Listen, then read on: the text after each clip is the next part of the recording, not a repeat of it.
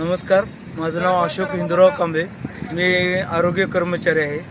गेली 10-15 वर्ष झालं आम्ही सतत काम करत आहे आणि यामध्ये जे आढळून आले म्हणजे प्लॅस्टिकचा वापर कोल्हापूर महानगरपालिकेच्या हद्दीमध्ये जास्त प्रमाणात होतो आणि तो प्लॅस्टिकचा कचरा नागरिकांनी वेगवेगळा देऊन आम्हा कर्मचाऱ्यांना सहकार्य करावे.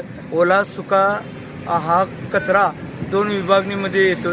त्यावेळेला आपल्या दारात आपल्या महानगरपालिकेची घंटागाडी येते. त्याला ओला व सुका कचरा वेगवेगळा देऊन आम्हाला सहकार्य करावे आणि हे सहकार्य केल्यानंतर आमच्या काम करण्याच्या याला गती लागेल आणि ह्यासाठी महानगरपालिकेतर्फे किंवा आमच्या कर्मचाऱ्यांतर्फे नागरिकांना एक विनंती आहे की आपला कचरा ओला आणि सुका वेगवेगळ्या ह्याच्यात देऊन महानगरपालिकेत व आम्हाला सहकार्य करावे आणि तसा प्रतिसाद द्यावा.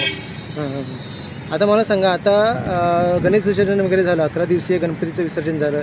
एकंदरीत आता निर्माल्य वगैरे आहे, आता हे इथे साईडला निर्माल्य वगैरे आहे. एकंदरीत यावत काय सांगाल? म्हणजे आता निर्माल्य किती टनामध्ये जमा झालेलं आहे? किती जमा झाले? एक 5 टनामध्ये निर्माल्य जमा झालेलं आहे. हा म्हणजे नेमकं कुठल्या एरियातलं आहे? पूर्ण खण इराणी खण विभागमध्ये 5 टन कचरा जमा झालेला, निर्माल्य जमा झालेले आहे. फक्त एका विभागात, कोल्हापुरातील एक हा भाग आहे, एक विभाग आहे. एका विभागामध्ये झालेला आहे. इराणी खण 5 टन निर्माल्य जमा झालेलं आहे. त्यामध्ये आता निर्माल्य तुम्ही आता सकाळपासून गोळा करताय तुम्ही सगळं. आता 2 ट्रॅक्टर झालेले आहेत. त्यामध्ये नेमकं प्लास्टिकचं किती प्लास्टिक होतं आणि काय नेमकं कसं होतं निर्माल्य? प्लास्टिक नाही म्हटलं तरी 80% प्लास्टिकचा ह्याच्यात सहभाग आहे आणि ओला कचरा हा 20% आहे. प्लास्टिक 80% आहे. मग तुम्हाला वेगवेगळ्या पद्धतीने निर्माल्य वगैरे सापडलं होतं की सगळं एकत्र पद्धतीने? सगळं नाही, पूर्ण एकत्रपणे सापडलेलं आहे. एकत्रपणे प्लास्टिक एकत्रपणे मिक्स.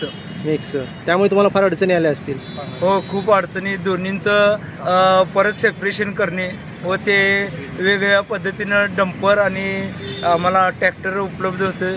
त्या ठिकाणी आम्हाला वेगवेगळ्या प्रकारे संकलन करून द्यावं लागतं.